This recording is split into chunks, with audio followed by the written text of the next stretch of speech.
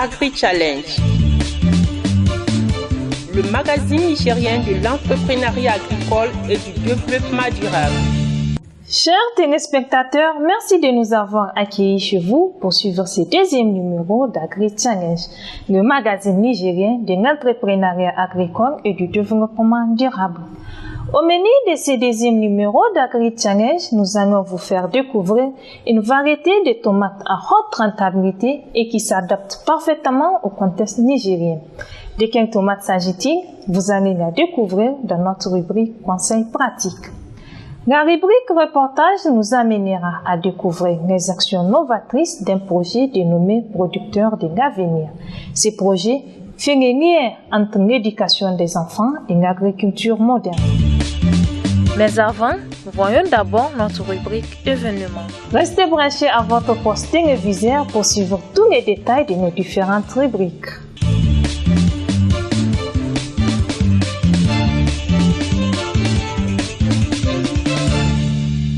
La 4e édition de la Semaine de l'entrepreneuriat agricole, SEMEA 4, se tiendra du 16 au 20 novembre 2016 à Niamey, au Palais du 29 juillet. Cette édition incite à la découverte de l'entrepreneuriat agricole dans une perspective économique, sociale et environnementale. L'objectif de cette édition est de promouvoir l'entrepreneuriat au Niger, faciliter les échanges entre les différents acteurs et professionnels qui regroupent le secteur agro-sylvopastoral. À chaque édition, la Semaine de l'entrepreneuriat agricole mobilise un grand nombre d'organisations paysannes, d'ONG, d'institutions de microfinance, d'acteurs du monde universitaire et des jeunes entrepreneurs à la recherche de nouvelles opportunités de développement agricole. On est à la 4e édition, c'est devenu de la routine et on essaye de faire venir chaque fois à peu près les mêmes producteurs parce que pour AgriProFocus, il faut qu'à la longue que ce soit ces producteurs-là eux-mêmes qui organisent leurs choses. Ce n'est pas spécifique au Niger ou ceci, la semaine elle est mondiale et au niveau de tous ces pays, chaque pays va faire en sorte que ces producteurs sortent leur innovation, que ces producteurs montrent leur savoir-faire. Et on crée cet espace pour leur permettre. Et ils vont être en ligne avec les autres CMA des autres pays qui s'organisent. Et c'est l'occasion aussi pour échanger avec, on va leur exposer aussi des opportunités qu'il y a dans les autres pays. Par exemple, il y a plein de trucs au Rwanda ou au Kenya que les gens vont parler de ça ici et les gens vont découvrir que voilà ce que font les autres pays. Et aussi, vous avez des panels où on parle on fait des ateliers à l'interne pour parler des problématiques agricoles. Par exemple, la transformation, la commercialisation, la production. On prend toute la chaîne et on parle de différents goulots d'étranglement dans les domaines agricoles. L'université, la faculté d'agronomie est impliquée, donc tous les étudiants. C'est pour leur permettre d'être là et d'être en contact avec ces producteurs et d'échanger avec ces producteurs et de voir avec ces producteurs que vous avez, par exemple, on peut se faire de l'argent sur les laits, on peut se faire de l'argent sur la pisciculture, on peut se faire de l'argent sur le commerce de bétail sur pied. Donc, il y a des secteurs où vous avez des chiffres d'affaires qui avoisinent les 15-20 millions par an. C'est ces secteurs-là qu'on fait toucher aux jeunes. On les fait toucher pour leur montrer que, bon, même si il faut aller plus loin, creuser plus loin, l'agriculture là, c'est un secteur rentable. Voilà un monsieur qui a réussi dedans. L'une de nos premières attentes, c'est qu'au sorti de la SEMEA 4, que les étudiants puissent avoir des opportunités qui vont leur permettre d'entreprendre des activités rentrant dans le cadre de l'entrepreneuriat agricole, ce qui va permettre de booster un peu l'entrepreneuriat agricole, mais aussi l'économie des jeunes, pour que nous puissions avoir des entreprises agricoles qui vont permettre au Niger de tendre vers une sécurité alimentaire vraiment durable. La contribution qu'on pourrait apporter, c'est de participer.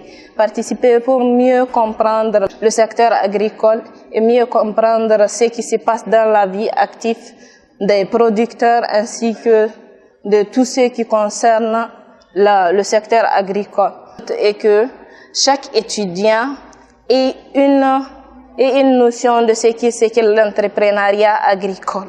et qu'ils se donnent plus dans ce secteur au lieu de se dire que quand ils vont sortir, ils vont attendre l'État ou quelque chose du genre.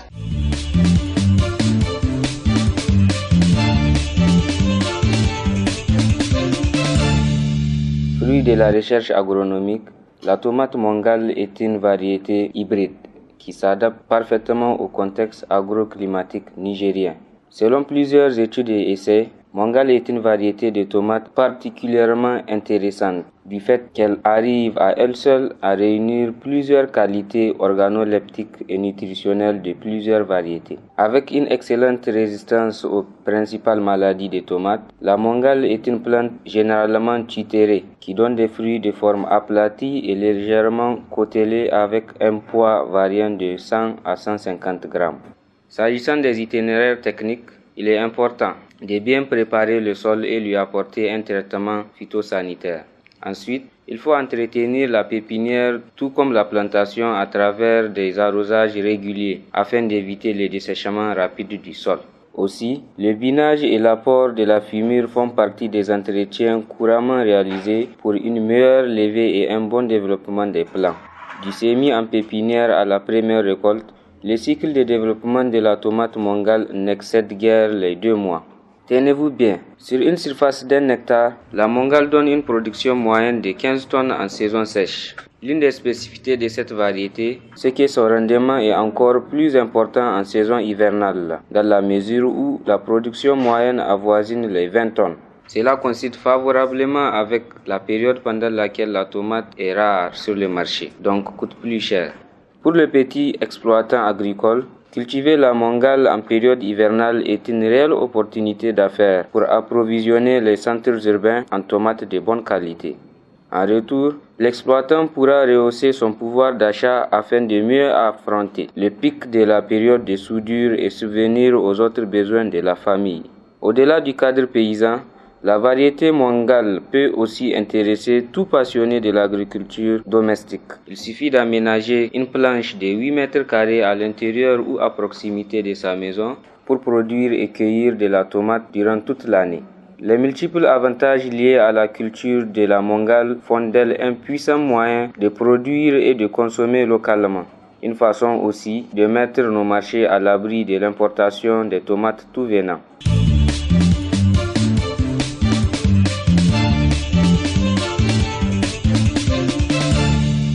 Développer l'économie locale et transformer la société, cela peut être possible grâce à l'agriculture. C'est le pari que l'ONG Libo est en train de gagner depuis quelques années maintenant. Créée en 2008, Libo est une ONG locale basée dans la commune rurale de Liboré, à une quinzaine de kilomètres de Niamey.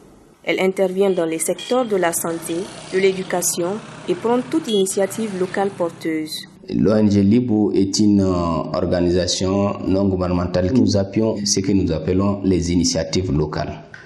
Et les initiatives locales, c'est tout ce qui émane de la population, qui ne cadre pas obligatoirement avec les activités que nous menons, une façon de les amener à accepter aussi les projets que nous leur proposons. À travers une approche très originale, l'ONG Libo met en œuvre un projet dénommé les producteurs de l'avenir. Aujourd'hui, nous avons décidé de tourner vers les jeunes qui sont dans le circuit normal de l'éducation.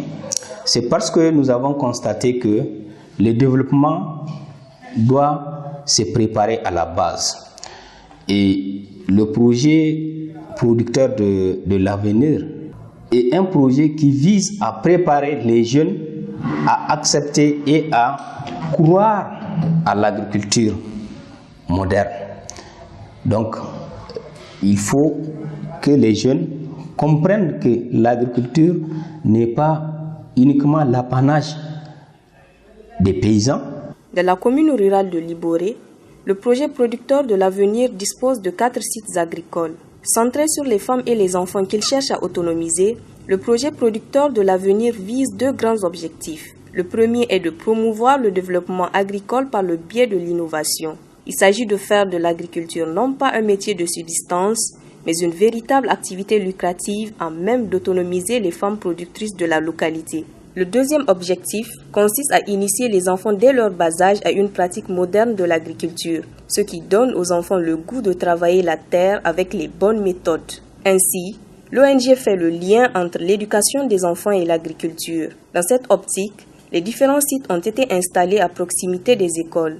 Ce n'est pas de les faire travailler, mais c'est de leur montrer comment on peut produire un maximum sur une petite superficie.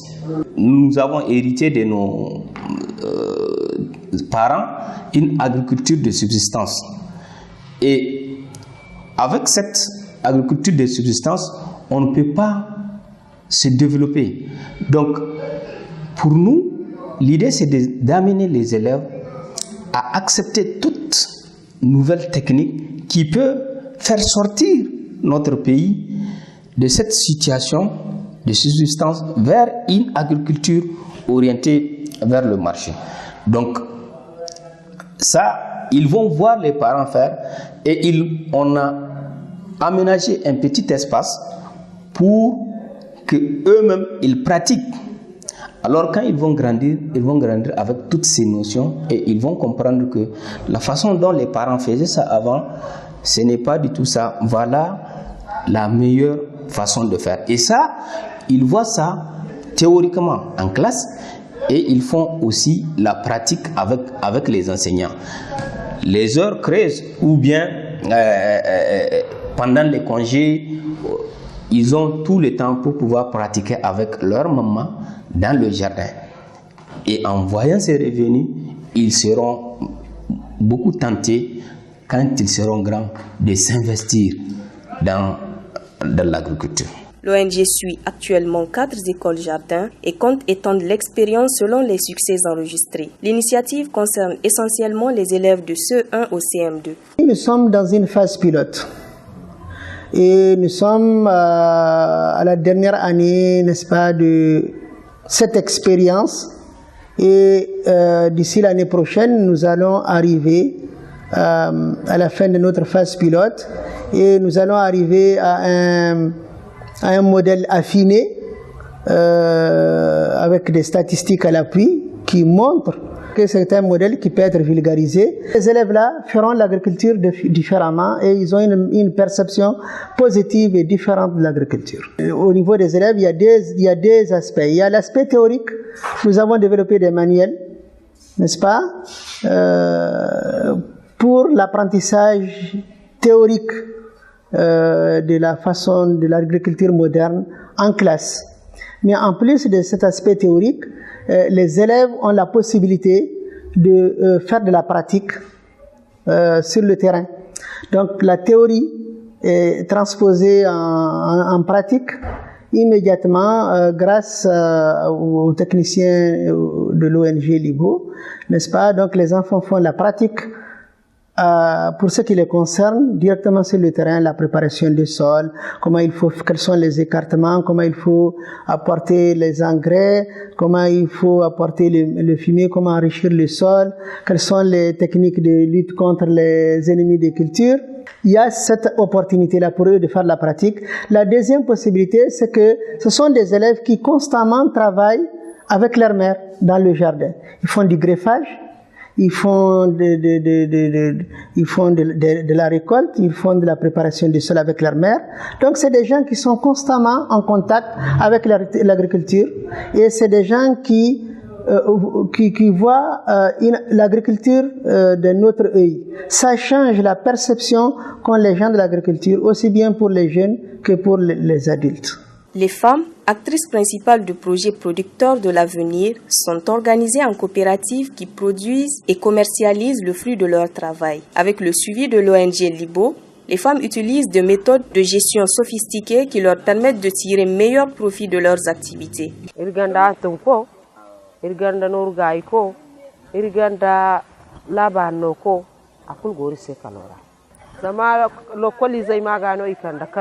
lokoli zai dinga nyanga ngai no gogoy kalora so ndo borgandize ni gogoy ni zogo ni jaraga agodi goy kan ni gono gati go mo tali kusara kan nafa iri goga mangu so iri wani mangu garefe iri wani palakaya songo irgo haya kola irga teri bonse kam man tende bo gare fazo o inno ga teri bonse da man ti poroza binde irsiwana son poroza no nan irwani gare fi ni bai wodi mbumbo gomni no irga pala kari bonse irga dan iri bonse hay kulki gite palara so aman torin borfo hakka dai dinno borfo kebe iri mi amego kango kalora kulgo wana.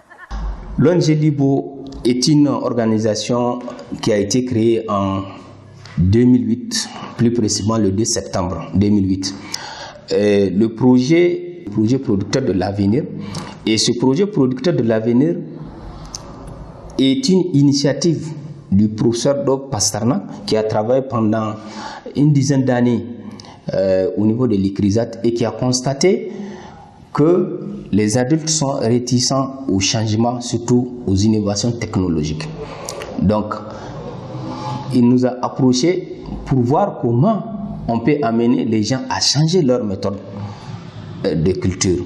Donc, c'est à ce niveau que nous avons proposé au professeur Dov de passer par le canal de l'éducation et nous pensons que les jeunes seront plus réceptifs et ils vont plus adhérer au changement facilement que les anciens. Les résultats du projet sont désormais probants. Les femmes productrices sont aujourd'hui gagnées par l'enthousiasme de celles qui transforment leur vie grâce au travail.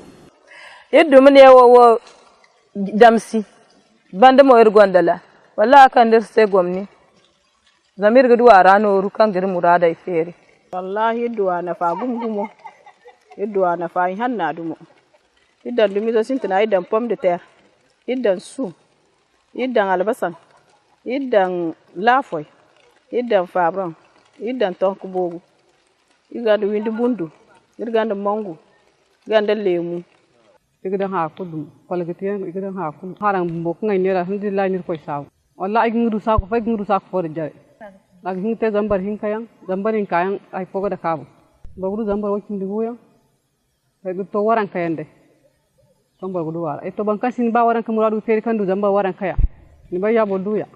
Mais pour arriver à ce niveau d'adhésion et de réussite, il a fallu pour l'ONG Libo de travailler intensivement pour impulser une nouvelle culture de la localité. Car, au début du projet, producteur de l'avenir, beaucoup de femmes étaient réticentes à s'y engager. Mais les retombées socio-économiques du projet et surtout son impact positif sur la qualité de vie des femmes pionnières ont fini par convaincre et susciter de l'émulation. Itu kupolita albarka so inne ditu kai watri ka marka ko go singo muradu fo ba kun ditu kai irgo girgo ba itu nim ka kalora irmi goite dinera to bai kurgudu nga na fakir ko ina aga o abine da sabuwan sai lepase irga sabir ko sai irga sabati irga sabuwan sai libijin borai mo sai kan gai mo kan ni berandi kan kalo iddo. Les femmes, elles s'y mettent maintenant. Au début, c'est pas facile, mais quand même maintenant, je peux vous dire que les femmes que vous voyez ici, à travers les villages environnants, il y a même beaucoup qui cherchent à intégrer ces projets, compte tenu de la formation reçue, ainsi que les bénéfices même qu'elles arrivent à trouver en fonction des travaux qu'elles font. Les élèves aussi, elles ont beaucoup appris à travers leur maman, à travers aussi l'école. Donc on va se dire que l'objectif sera atteindre d'ici encore quelques années, parce que le changement de mentalité, ce n'est pas une année, 2 années, donc ça prend un peu de temps. En tout cas, à notre niveau, nous, on a vu que ça progresse beaucoup et puis les femmes sont vraiment dynamiques. Aujourd'hui, un autre cap est en train d'être franchi par l'ONG Libo et les femmes réunies en coopérative. C'est de spécialiser chaque coopérative pour qu'elle se concentre sur une activité qu'elle peut mieux faire. Arboriculture, maraîchage, production de moringa, etc.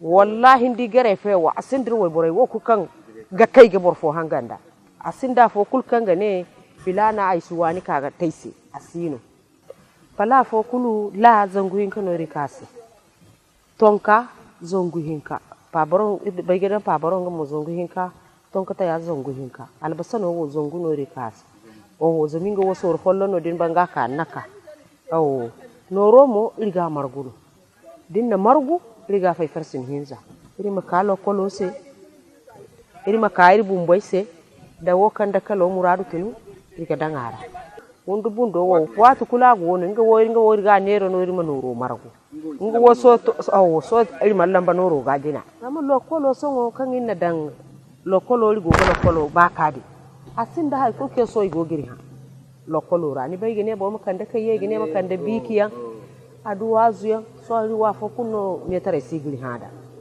nakal gano irgo kirgo te mo gunir go gan wara irgo ga hangara irgo ga ne irgo girbo muradu fi isan kai girga bai kun kan gondi za kunni zo kani banda girga lokoli zai bumbo so ndo gotun kan iri hayo iga ka girga kai yango kura iga wani igo ga wani igo ga dondoni igo ga wana. Tout au long de la chaîne de production des cultures, les bénéficiaires sont suivis par des agents techniques du projet. Des manuels ont été élaborés pour chaque catégorie d'acteurs, à savoir les enseignants, les élèves et les parents d'élèves, en l'occurrence les femmes productrices, pour rendre le projet plus cohérent, durable et participatif. Les appuis conseils au niveau de ces femmes sont nombreuses. Entre autres, je vais vous citer quelques-uns.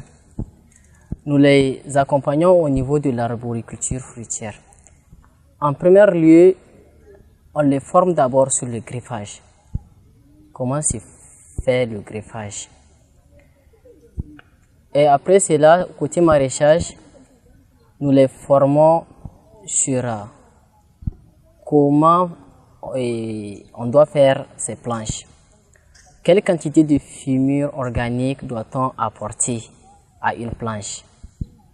Et combien de 15-15 doit-on apporter par mètre carré? Maintenant, après cela, on va à la sélection des semences. Quelles semences doit-on choisir pour le mettre en place? Après cela, on les conduit. C'est-à-dire maintenant ce qui reste, c'est l'application d'urée. L'application d'urée qui augmente en fonction du stade de culture. Après cela, nous faisons ce qu'on appelle du biotraitement, c'est-à-dire des biotraitements en rotation. On leur montre comment on fait le bio du Nîmes, du cendre, du tabac, etc. Ça, c'est en bio qu'on fait chaque semaine.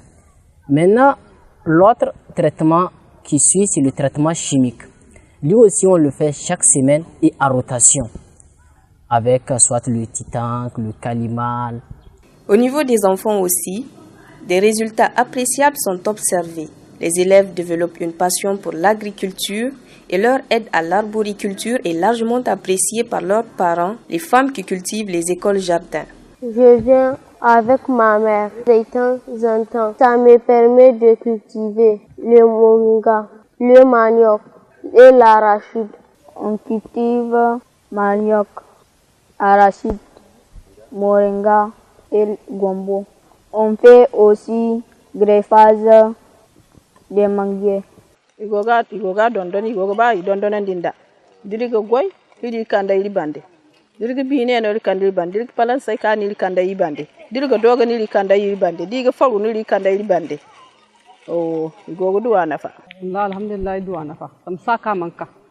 Igo dai funo go isi murad kul hansi. Kalizam kane no ru borsinda badala. Babo sinda. Wallahi go duwa gum zam hin kundi haliza kaga he. Hin kun he no banu. Saton bindi kaga he isu duhan kanni no koy babi kore. Ba tigir bihin jita kas koy lokko. Barba sinda kay. Hin kun min alhamdulillah. Irgo duwa nafa irgo kai tengai ba. Im koy gisi sey kalo maga. Le projet producteur de l'avenir est devenu également un important atout pour la localité de Liboré, car il permet aux élèves d'apprendre et exercer l'agriculture moderne dès le bas âge sans compromettre leur cursus scolaire.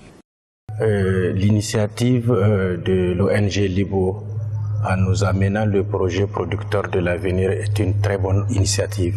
Avant, on faisait l'agriculture juste pour c'est celui qui n'a rien à faire qui fait l'agriculture. Aujourd'hui, vraiment, les gens ont compris qu'il faut faire l'agriculture orientée vers le marché pour pouvoir profiter au maximum.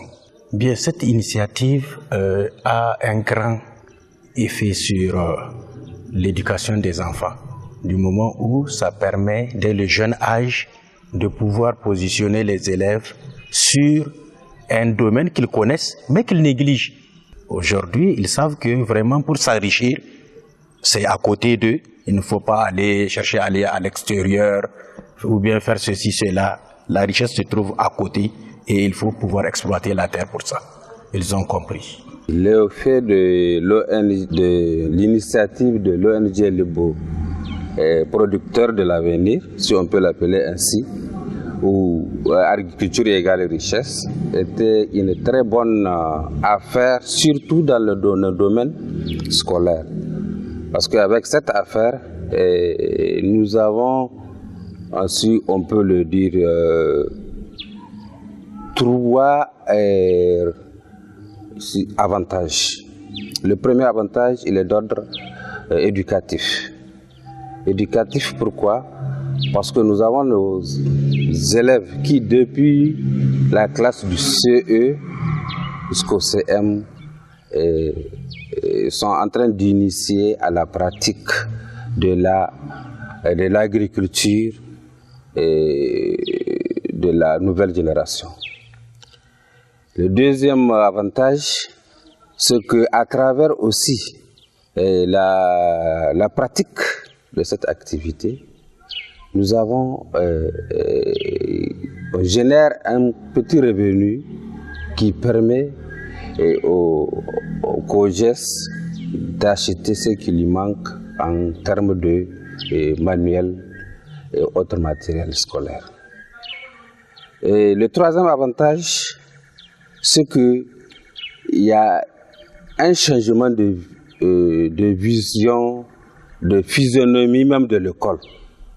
Parce qu'il y a des élèves qui font cette activité-là hors école, c'est-à-dire à domicile. Et ils arrivent avec cette activité à générer quelques revenus qui les aident à subvenir à des petits besoins, tels que les frais de récréation, s'acheter des maillots ou autre chose. Vraiment, c'est une initiative salutaire. L'initiative de l'ONG Libo à travers son volet producteur de l'avenir présente d'innombrables avantages pour l'économie locale.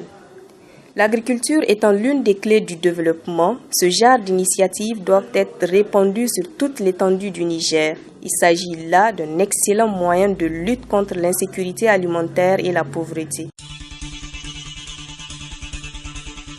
Chers téléspectateurs, j'espère que vous avez agréablement suivi ce deuxième numéro d'Agri Challenge, le magazine nigérien de l'entrepreneuriat agricole et du développement durable. Pour nous contacter, composez le numéro qui s'affiche sur votre poste téléviseur. Merci de nous avoir suivis. À la semaine prochaine.